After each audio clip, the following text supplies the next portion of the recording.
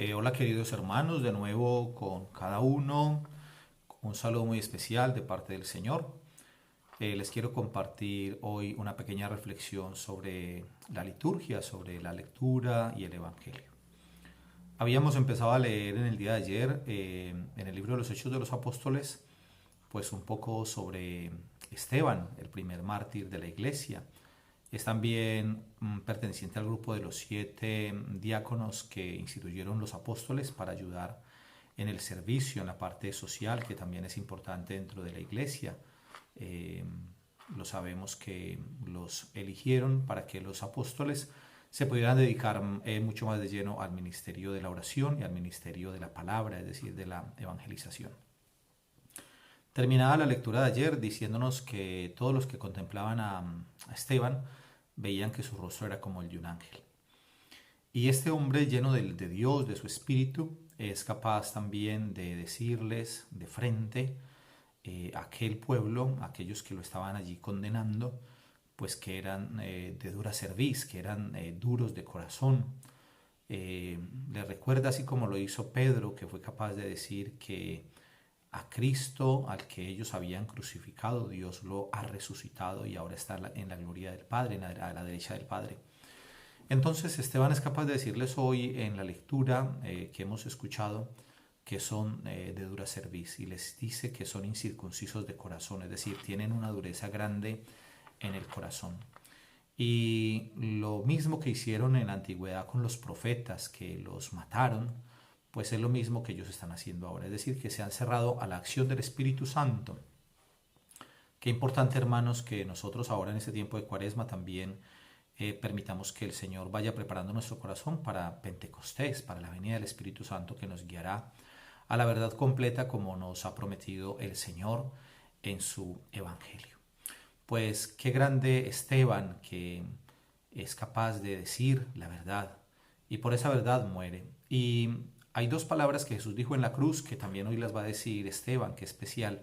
Jesús dice, Padre, en tus manos encomiendo mi espíritu. Y hoy Esteban, cuando lo están apedreando, dice, Señor Jesús, te entrego mi espíritu. También Jesús dice en la cruz, Padre, perdónalos porque no saben lo que hacen. Y Esteban hoy también dice, Señor, no les tengas en cuenta este pecado.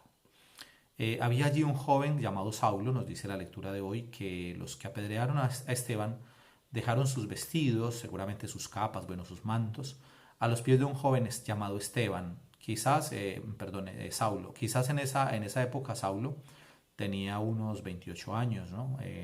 Se le llama joven allí, tenía unos 28 años aproximadamente, y Saulo aprobaba la lapidación de Esteban. Nosotros sabemos que Pablo, antes de su conversión, pues perseguía a los cristianos y creía que estaba haciendo bien. Él, que estaba aprobando hoy la muerte de Esteban, junto con los que estaban apedreando a Esteban, todos estaban pensando que estaban haciendo la voluntad de Dios.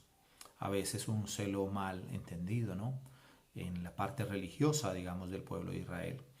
Y entonces podemos pensar que ya la conversión de San Pablo, ahí el Señor empieza a tocar el corazón, porque aunque San Pablo tiene su conversión en el camino de Damasco, pienso que la conversión de las personas también tiene un proceso, ¿no?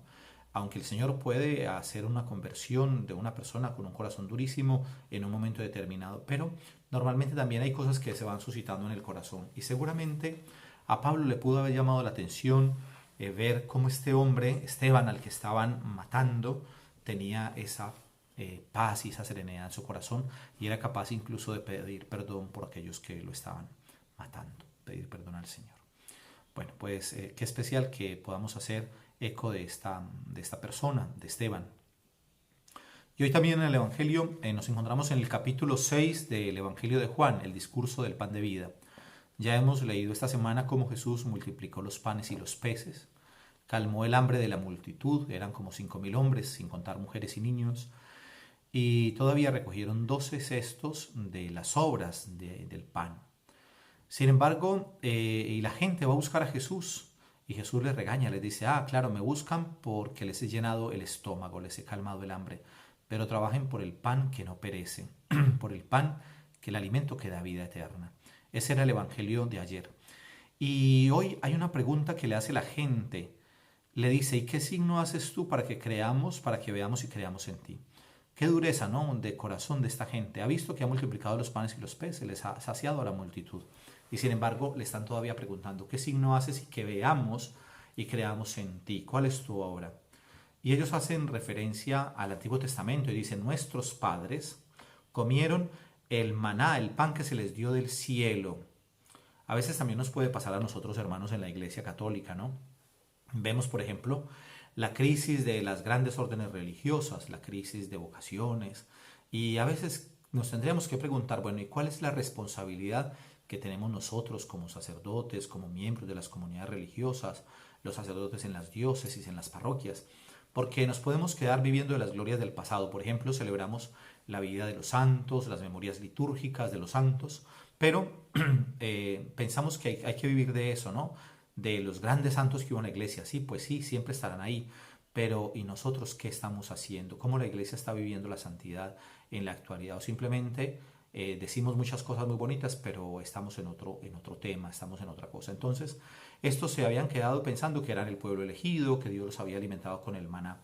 Y qué especial que Jesús les va a decir, no, en verdad les digo que no fue Moisés quien nos dio el pan del cielo, les habla Jesús aquí en el pasado, no es el que les dio el pan del cielo, sino mi Padre el que les da el verdadero pan del cielo. Miren cómo Jesús, para hacer referencia al maná, habla en pasado.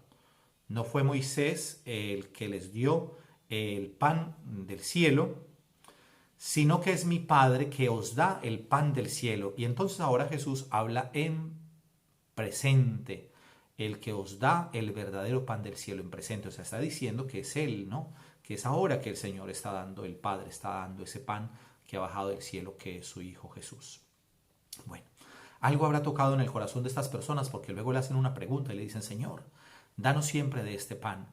Qué especial que nosotros también podamos tener hambre del pan del Señor, que nosotros sintamos en el corazón y le digamos, Señor, dame de ese pan, como la samaritana que le dijo al Señor, dame de esa agua para no tener que volver aquí a sacarla, dame de esa agua, es el agua de vida eterna. Pues ahora el Señor está hablando del pan de vida eterna, que es Él, y entonces pidámosle con fuerza, Señor, danos de ese pan. Y la respuesta de Jesús es muy interesante porque Jesús dice, yo soy el pan de vida, el que viene a mí no tendrá hambre y el que cree en mí no tendrá sed jamás. ¿Qué quiere decir eso? Que hay que ir en busca del Señor, que hay que sentirse en nuestro corazón, en nuestra alma, por el Señor, hambre y sed del Señor. Porque no es solamente el que nosotros vayamos a la Eucaristía y quizás estemos distraídos en misa todo el tiempo, estemos pensando en otra cosa, y muchas veces nos acercamos a comulgar porque mucha gente se acerca. Aquí yo no voy a entrar a hacer un juicio ni mucho menos de la conciencia de las personas, eso es algo muy delicado, ¿no? Pero lo que uno ve es que tantas veces tanta gente a comulgar y casi nadie se confiesa, al menos esa es la realidad aquí en Europa. Entonces, si nadie se confiesa, casi nadie se confiesa, todo el mundo comulga, entonces uno piensa, bueno, entonces es que la gente ya no comete pecados o la gente ya no tiene conciencia de pecado.